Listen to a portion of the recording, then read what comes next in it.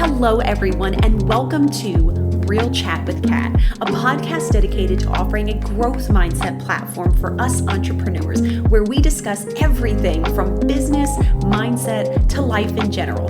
I'm your host, Catherine Polsinelli, a business organizing powerhouse, personal development strategist, and owner of Agent Services Plus, a company focused on helping entrepreneurs just like you build, grow, and be courageous in their business. I'm so excited to have you with us today, so grab a cup of coffee or your favorite beverage and get ready to have some amazing conversations and fantastic takeaways. Let's jump right in.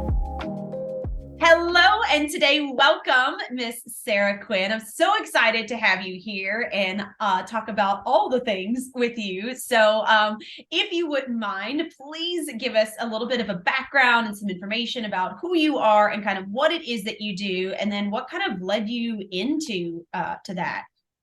Yeah, so thank you so much for having me. Of course, I always love, the opportunity to share some space. We've had some really great conversations over the last little bit. My name is Sarah Quinn, as you mentioned. I am the founder of 7 different companies. I've been in business for 17 years now. So just a few years. Congratulations. Thank you. My primary skills are in sales and marketing, and so a lot of the different companies that I have stemmed from that. My big focus right now this year, kind of winding down this year and coming into 2023, is our company Market Source VAs. It's all about providing virtual assistants to, different communities, different spaces online in different companies, and really helping them partner and pair with services that they need, but more importantly, educating both sides on how to work together efficiently. Yes. This is a big challenge in that arena. Yes, definitely. So what got you into the world of entrepreneurship to begin with? What kind of gave you the idea or pushed you into that? Yes, that's a really interesting story. I actually have a background in the medical industry, which very few people know. And I was a young single mom. I was starting out I started out as a personal support worker and was going into my nursing program. But life happens and baby number 1 came along, and it just was not the best timing to be diving, so full on into school at a young age. So I started cooking for the elderly because I was doing home care as a PSW, which got me into the business world. I had to learn how to do that.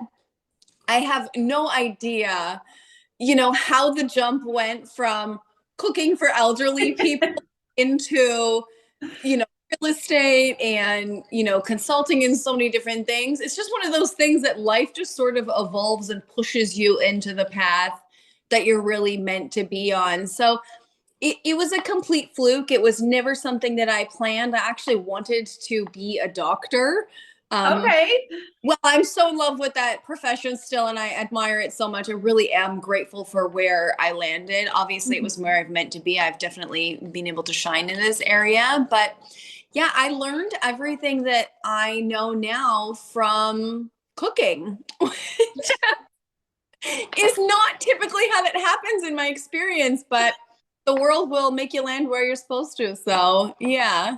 Definitely a little bit of a twist there. I love that, especially with, I have a medical background as well. I did medical administration for a long time and I loved it. But same thing, being a single mom, like needing to evolve and be able to be there for your kids. And unfortunately in the medical profession, and I love everyone that's a part of that, it is very hard to find time to do anything else, right? So so I understand that completely. Okay, so since we're on the topic of your VA company, give me a little bit of a breakdown of like what you do, because I know you generalize that we were talking, but I love the concept that you have behind this. So you got to give us a little bit of an insight.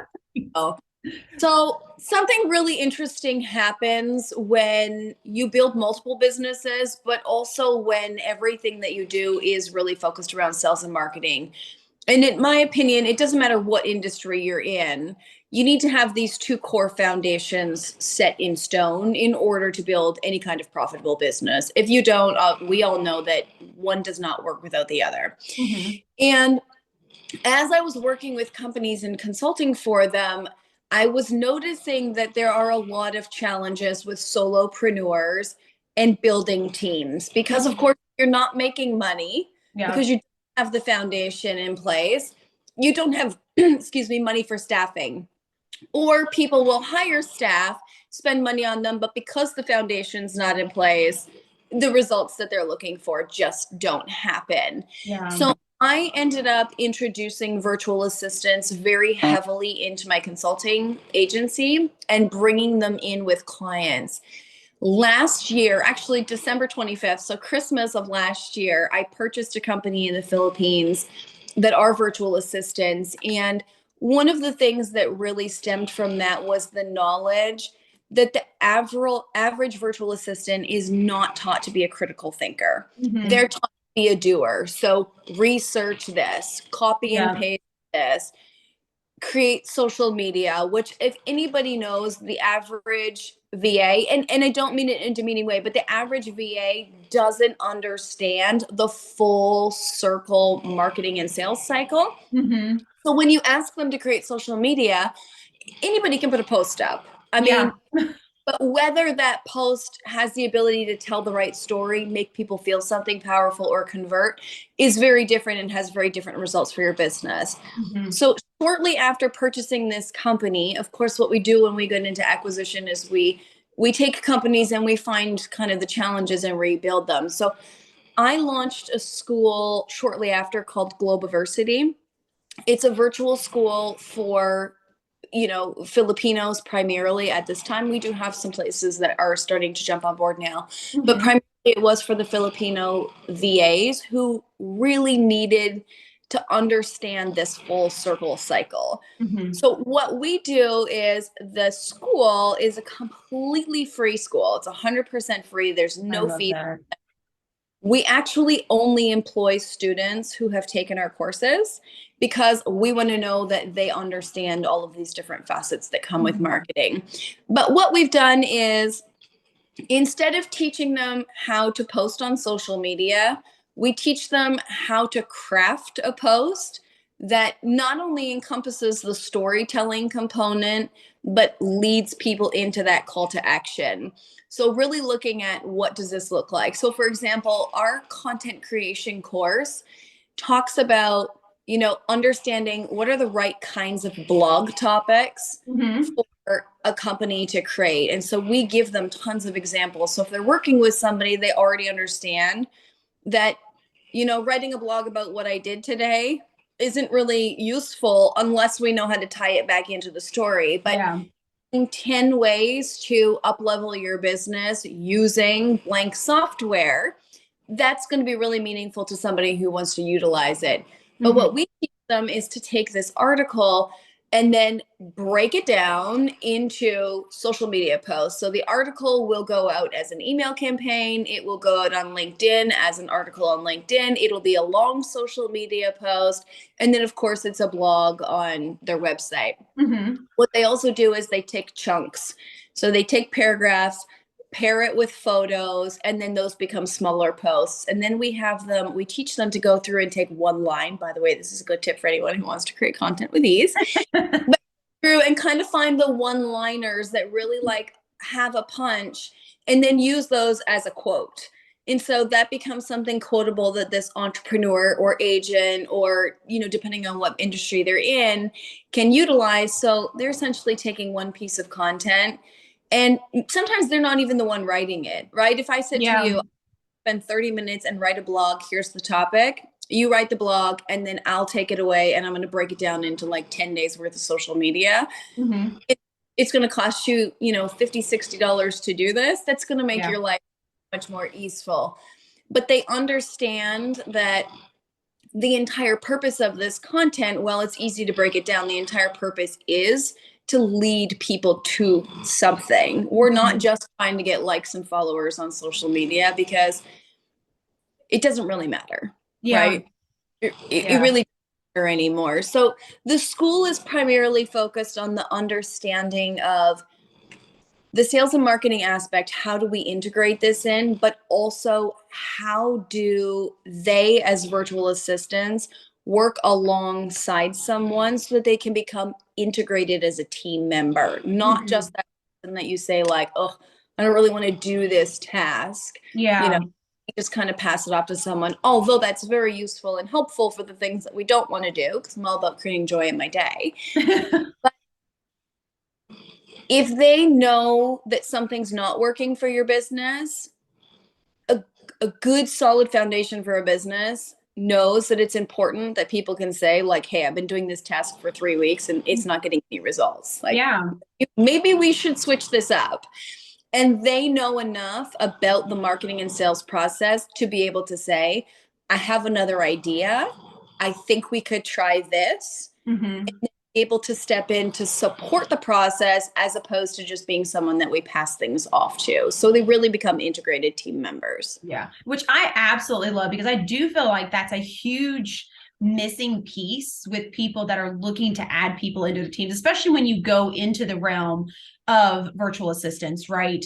I feel like we have good intentions, but like you said, it's really just like, there are things I need to get off my plate. So you just hand it off to someone and expect them to know how to do it. Whereas what you're talking about is really teaching someone how to integrate the process, wholeheartedly take the tasks that they're given, but also kind of become the expert, since it's been handed off to them, to be able to come back and confidently say, hey, this is what's been going on. So like you were saying, you form that team. And I think a lot of people miss that when they hire virtual assistants, is understanding that it's a team. And you also want people that know how to relay your message, right? Not just their message, or how that they need to know how you work, how you are as a person, if you like to be funny, right? Things like that, to help them grow and be like, oh, this is how we could do things in your business. So Yeah, exactly. One of the really interesting statistics that I don't think a lot of people realize, and it's really important if you're on the hiring side of this, the average entrepreneur will hire 3 to 5 virtual assistants within a 3-year time span, usually like the first 3 years of their business, mhm. and hire them within 2 months. Oh, wow. And they will hire and fire, and then hire and fire and hire and fire. And what's projected is, well, the virtual assistant just didn't know what happened. Yeah. But building the school and having over 700 students go through it, and we actually have spent time trying to understand where are the breakdowns between client and VA. One of the biggest challenges is that virtual assistants are expected to come into processes that don't already work and rework the process. Yes. Ought to be critical thinkers, they don't know. So they just keep doing, Yeah. right? They just keep doing what they're told, and then they get fired. The best way to work with a virtual assistant is to either, one, bring them into a process that already works, create the SOPs, is what we call the standard operating procedures, or whatever, record a video, anything, and say, this is what we want you to do. We just Yeah. need you to duplicate this. This is a time saving, skill here, right? We're Yeah. bringing save time. It already works. We just need someone to take it off our plate. The other side of it is to hire a VA because your process doesn't work, but what you're really hiring them for is to have somebody else who isn't as costly to the business, who you, Mhm. okay, we've been doing it this way, it doesn't work. Can you come up with 4, 5, 6, 7 other ways that we can try this, and let's start testing? Because we need to find a better way to do it, and let them come up with different ways to try it, or give them those ways, have them do it until you find a way that works. But it's like anybody. You don't hire someone to do a job that already doesn't work and Yeah. expect to fix it, unless they're actually like a consult, like you would hire a mechanic to fix a broken machine, because that is specific. But you wouldn't hire a sales rep who sells the machine to try to fix it. Like, you just makes sense, right? It's Yeah. money and time on both ends. And it really has given virtual assistants a bad reputation. Yeah. It's it's meant that people say, well, I'm not going to pay you a lot because it's not really worth it because you're probably not going to do a good job anyways. Where the responsibility really relies on the person who's hiring, just like in any other industry, to have the processes and procedures in place before you train your staff. Yeah. You wouldn't hire somebody on an $80,000 salary without a job description and a training program. You just wouldn't do it. So Yeah. even if you're paying $3, $5, $10 an hour for a VA, you need to have the same things in place, right? To Yeah. protect your business. 100%. Like, I hope everybody listens to that twice. Yeah, it really is important because we bring people in to help. And the biggest thing that I hear entrepreneurs say is, well, I had to keep telling them what to do. Yeah. Of course you did. It's your That's business. that's what training is. I think I had to train them. You can hire a genie who knows all things, and that, like, you're hiring the wrong person here, right? And so, Yeah. not to crap on entrepreneurs, because I've done it before too. In the earlier days, I hired and fired left, right, and center because, Mhm. you just don't know what you don't know until you've heard it. But we can all create a better work atmosphere when we just have the things in place. Plus, we can scale and have more sales and profitability, which is ideally why you're saving time anyways, right? You want to save time to make money. So, 100%. And yeah. I feel like you're allowing them to be a person. I think we get stuck in that, especially, I'm going to go off on this one, Americans, especially, right? We that are privileged find that there's something cheap. And so that we just expect it to work because we live in a society where everything should happen rapidly, right? We have no patience or anything. So then we take this person in and we just shove them to the side to handle something. And we forget that you add people in so that you can build a team that can help your business, but you also have to understand the aspect of whomever is on your team deserves a hell of a lot of credit, because if it wasn't for them, your company, your business, whatever, would not run efficiently without them. And so that deserves a lot of gratitude and appreciation and conversations on a regular basis to make them a part of your team. It's the same thing in the workforce, right? In a corporate world. If you work in a corporate world and you're the boss, but you don't give two craps about all of your people that are doing a fantastic job, what's going to happen? They're going to freaking leave and go somewhere else where they feel appreciated. Yeah. So I would say, as I don't even say necessarily as a female business owner, but you know, being a mom and having kids and doing the different facets that I have in business, there's a deep sense of empathy and respect for knowing what it's like. And I mean, I don't know it obviously to the degree that they do, but knowing and understanding what it's like to really be a Filipino making $3 or $5 an hour. Mm-hmm. We take a lot of time to get to know our staff. So our core mission is to help reshape the economic landscape in the Philippines. So I have a really deep understanding that if we can take someone who's used to getting $3 an hour and have them make $5 an hour, this doesn't only change the person. So what we know about finance is that when somebody doesn't feel financially secure, they don't feel safe. Mm-hmm. And when people don't feel safe, their basic living standards and their basic needs are typically not met, Yeah. right? Financial. What happens in this space is the VAs will try to take jobs of any sort because they just need to get a job and Yeah. they don't actually know how to do it, which causes many problems. But at the same time, what I think a lot of people don't understand, and we've really spent a lot of time trying to understand, like, what is your quality of life? Mm-hmm. Like, what is that? Some of our VAs, after months of working with us, we learned that some of them were sleeping on cement floors.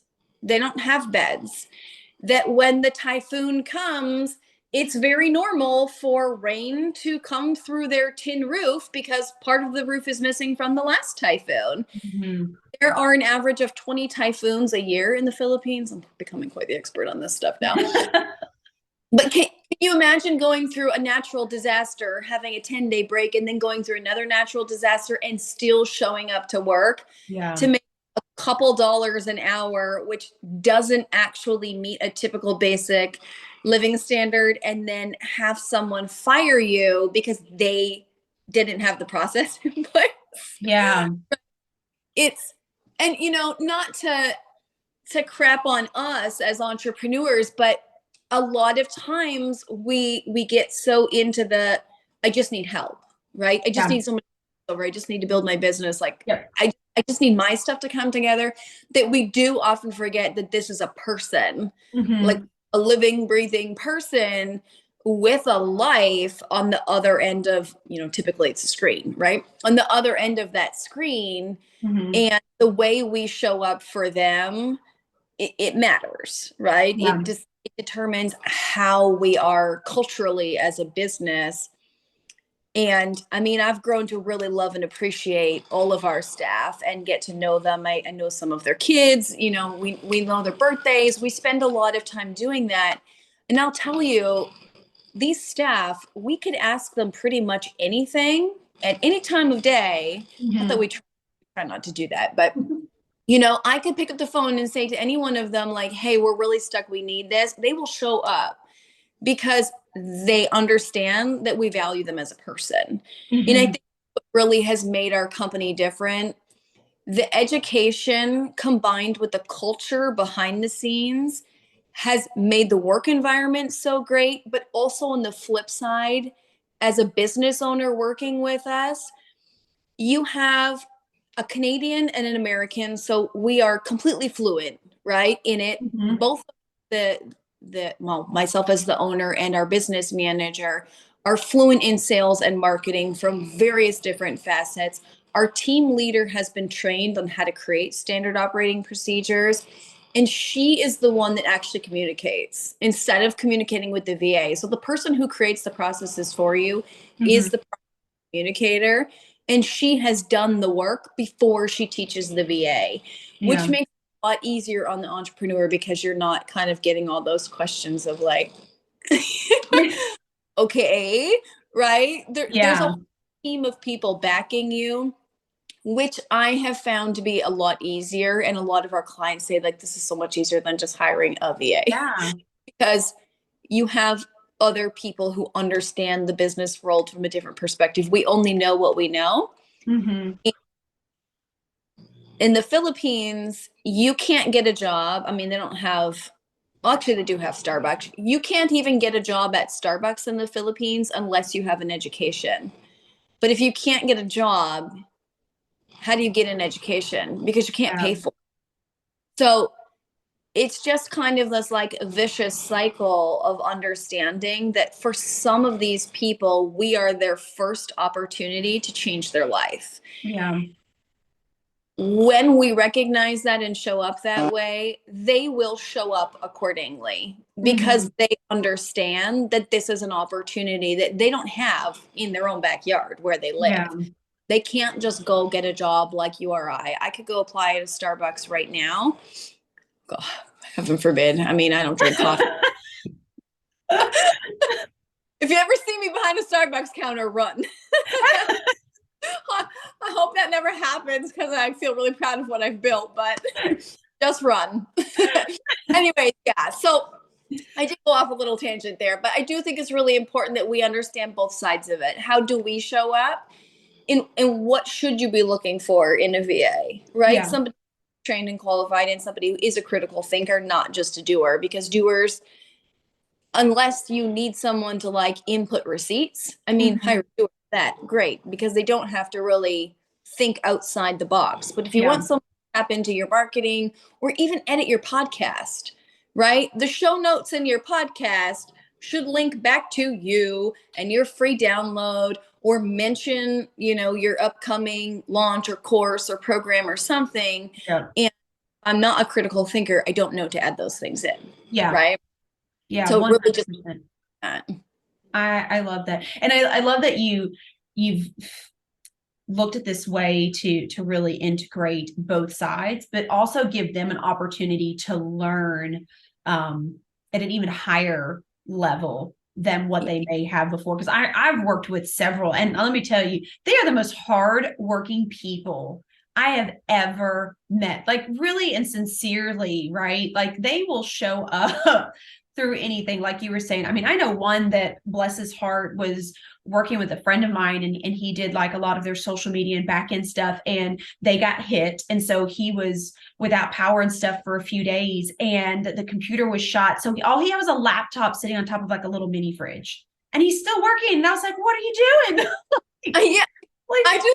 Like, there's a typhoon. Could you just make sure you're safe? And one of my VAs actually just said the other day, she said, it's flooding here again. And I just thought, like, I literally said, can I just like fly there, get you and bring you back here? Because, but she said, no, I traveled 6 hours to someone's house so I can use their electricity. I said, you could have taken the day off. Like, it's okay. gosh. They truly, truly are hard workers. And I think when we, as business owners or whatever facet, whatever player we are in the business, when we know how to kind of show up and play full out, we mirror that into our teams, whether it's a virtual assistant or HR or something, right? Yeah. When we show up fully and we show up also with compassion and humanity, we create that culture in our business. Truly does create a better work environment. And what I've noticed is we have VAs that aren't even assigned to do lead generation for our company. And they're bringing in clients left, right, and center. They're like, oh, I had like an extra hour in my day today, so I thought I'd just do some outreach. We don't even have to ask anymore, right? Is there somebody who's available this week? Because they want to, right? They want to be part of something bigger than what they've known, which I think is important. Yeah, I think, and to be honest, that's the best kind of employee you could have, right? Is someone that enjoys who you are as a person and appreciates what you've done for them. So therefore, they want to pour back into what you do. It's the way I wish most businesses ran, corporates and whatever, with what we have now. Can you give us a little bit? Because I feel like from an overview, right? Like I've heard people talk about, oh, well, they don't, making this much money is actually normal for them. And, that their stuff doesn't cost what we do, or whatever the case may be. And why I understand that they have a lower cost of living per se, and that's why we are able to benefit from not paying them 15, 20, 25 an hour in a starting out position. Since you have some insight with what it looks like in their culture, can you give us a little bit more of a dive into, what their culture is and things like that kind of surround? So I'll just give a really good example of a true story of one of our VAs. So one of our team members, her name is Rochelle. She's married and she has a little girl. And when she started working with us, she was pregnant. And we pay her $200 a week. She's an internal team member for us. We pay her $200 a week, which is far higher than what they're known to make. And to understand their standard of living, I can tell you she doesn't have windows on her home.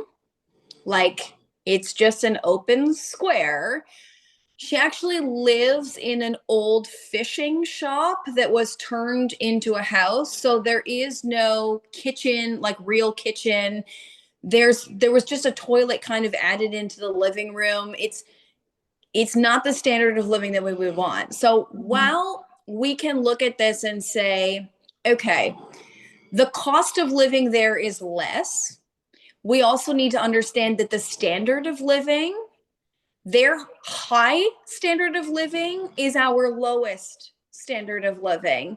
So when I can pay you a very low amount of money, for Rochelle to make $200 a week was a huge change. Like, that's huge for them. but they're so far behind in having their basic needs met that at $200 in our head, because I actually said this in my own ignorance, she had asked for a pay advance twice in a row. And I said, like, what were you doing before? Mm-hmm. You didn't have money before. Help me understand, like, what were you doing before? Because if you didn't have this job, you didn't have money and you must have been fine. Except that what we don't realize is she's pregnant with a baby. She has absolutely nothing. No diapers, no like baby bathtub, no clothes, no money for the hospital stay, no cell phone to even call her husband if she goes into labor.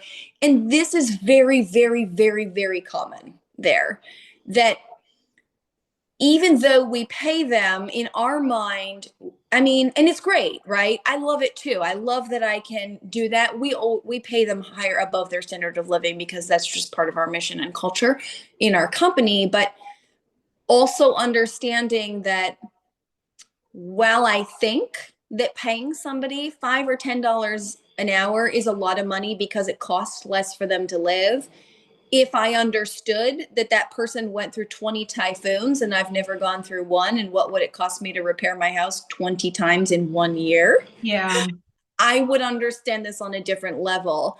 If I understood that the average family has a bed for their kids and a mattress on the floor for the adult, I would look at this very, very differently. Mm-hmm. One of the staff was telling us this morning that her two younger siblings, the dad works a full-time job, mom stays home with the baby, and the dad actually takes the motorbike because that's what their common transportation is. They don't have a car where they can fit all three in.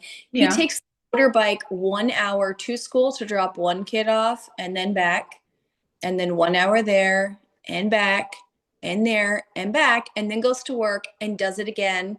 Well, the three kids stay late at school, sitting outside the school because this is their only mode of transportation, but this is their standard living there. And Wow.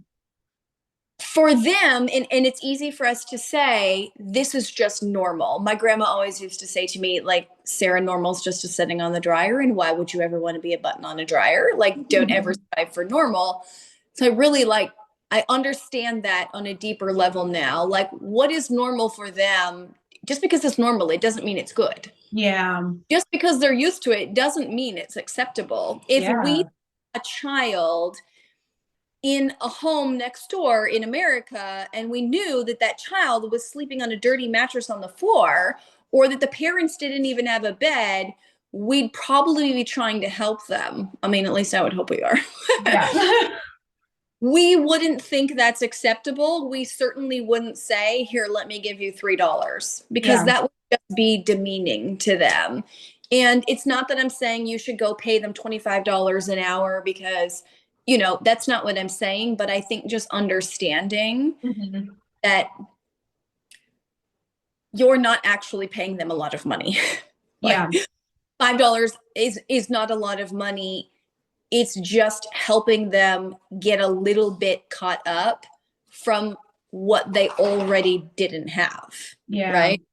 If I can afford to feed my baby 3 times in a day versus 2 times, that's still not what would be considered acceptable here where I Yeah. live, right? And so, yeah, it's definitely a challenge for people because they don't really necessarily want to think about that. Mm-hmm. When it's kind of why I love what we do, because we think about it.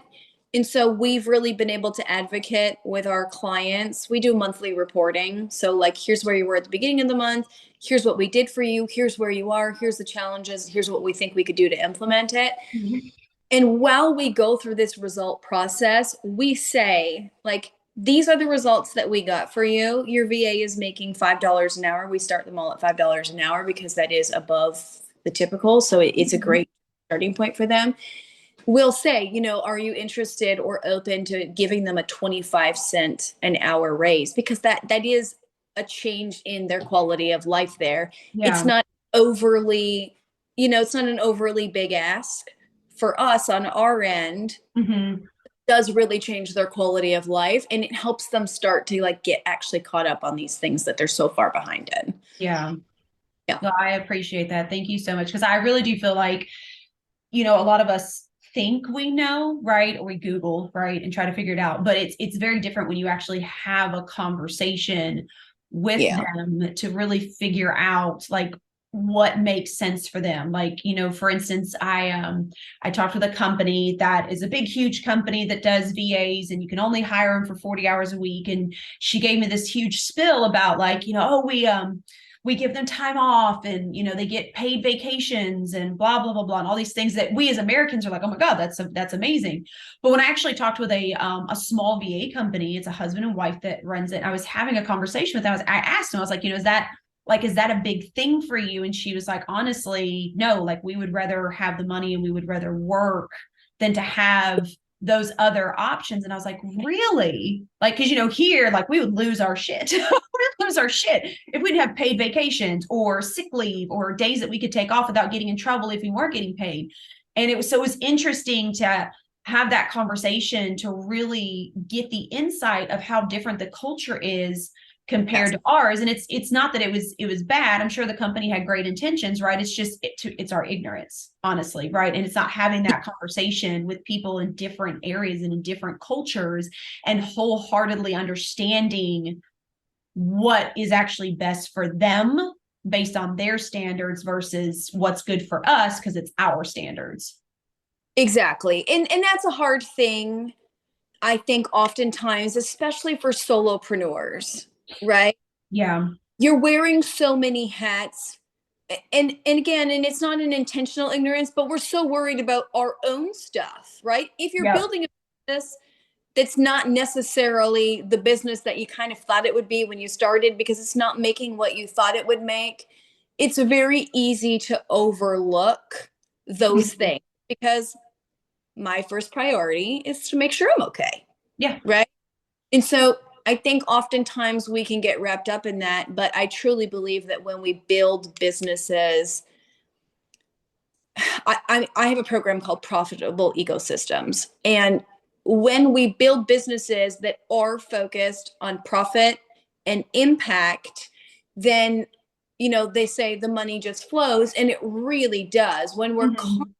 of like, are we building this profitably, but are we also building this with impact, not just for me, for the people I work with, for the people that, they interact with, for the clients or the buyers, depending on what your industry is. Yeah.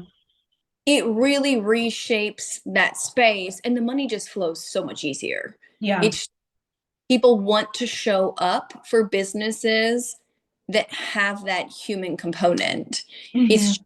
a lot easier to get on board with something that we know and understand and that we can personally feel and relate to, because Yeah. we've all had financial struggles. I don't care who you are, you've had them, and if you haven't had them, somebody in your family's had them or your parents have had them. Yeah. So we all know what it's like to be in that space of like desperation and I just need this to work. It's Mhm.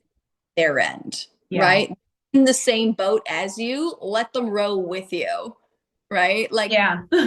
do this together and everybody wins at the end of the day. Yeah. Yeah. And I love that. And I appreciate it, you giving us the information to help people understand on a much similar basis instead of it seeming like it's just this far away thing and well I'm helping but I'm helping my business too. So I really sincerely appreciate you giving us that look, because I do feel like we need to better understand, because there are a lot of people out there that do want to help or do want to make sure they're doing the right thing. We just, again, like you said, we don't know what we don't know, right? And so you may not know what you're doing wrong because you didn't even realize what the difference was. So I appreciate that wholeheartedly. So to wrap up our conversation, I always love to ask everybody, like, what is one piece of advice or positivity or quote that you have that you feel like you constantly go back to that would really help our listeners in their business or in their life? So I think the biggest piece of advice that I could give to anyone is going back to the processes. If the process doesn't work, you need to fix the process. If the foundation of the business isn't sturdy, you won't have a business. And Mhm. I actually was on a podcast smack dab like first few months of COVID when everything was closing down. And they Mhm. actually aired my podcast episode because I said, well, you know, I feel for the businesses that are closing down right now, but it's only been 3 months into COVID. And while obviously some of them had to close down for health reasons, but the ones that had to close down because they weren't financially able to support it, I said there has to be some responsibility on the business owner to have not had a proper foundation, both like structurally and profitably, for the business to be able to sustain any hardship. Mhm. They really didn't like that because obviously I get the timing is poor to say that because I understand and sympathize how difficult COVID was and how many businesses struggled, but Yeah. it remains the same. Your business foundation, if it's not strong, it won't be able to survive any of these kinds of things, whether it's COVID or even just a month of crappy sales. Yeah. You have to go back to that and have that strong for yourself. And if you don't know how to do that, that's when you want to bring on a coach. People always say, like, Yeah. I'm going to coach because I don't have sales. And I'm like, please, like, take a look at your foundation first Mhm. and then get into the space. And once you have that, then you bring on the team, Yeah. right? Get it sturdy for yourself first so that you understand it and you know how it works. Because there's nothing worse than having someone come into your business and try to work a process that doesn't work. It's frustrating for them and it's frustrating for you. And it's such a waste of money. It Yeah. is people spend so much money and time training people on things that already didn't work. And it's like, Yeah. you knew it didn't work, right? You just hope somebody put a band-aid on it, Yeah. right? And like fix it. Just In our companies, all of our companies, the rule is you're 100% responsible 100% of the time. It's always your fault. And every time we hire someone and we say this, they're like, no. But what that means is it's also always my fault. I'm the one that hired you. I'm yeah. responsible for you. And when we can take that level of ownership with processes and foundations, we fix things really quickly, right? Yeah. My fault that this isn't working, so it's my responsibility to fix it. Someone will step up to the plate Yeah. and these things work, whether it's trial and error. It might take a little bit of time, but you still need them to work. Otherwise, the business is just kind of floating. So, Yeah. 100%. yeah. Well, thank you so much, Sarah, for all of your information and your insight and everything. So where can people follow you, touch base with you, find out more about like your VA company for anyone that's looking for that as well? Where can we find you? Yeah, the company is Market Source VAs. The school is called Globiversity. I always tell people to kind of check out the school landing page. It's just a great, snapshot into what are they actually learning, because it's not just here's how you use Zoom. It's no, here's how you use Zoom to create sales and generate leads. And, Yeah. and it's interesting to kind of tap into that and see that and understand like culturally how we're different that way. But yeah, you can find us at marketsourcevas.com.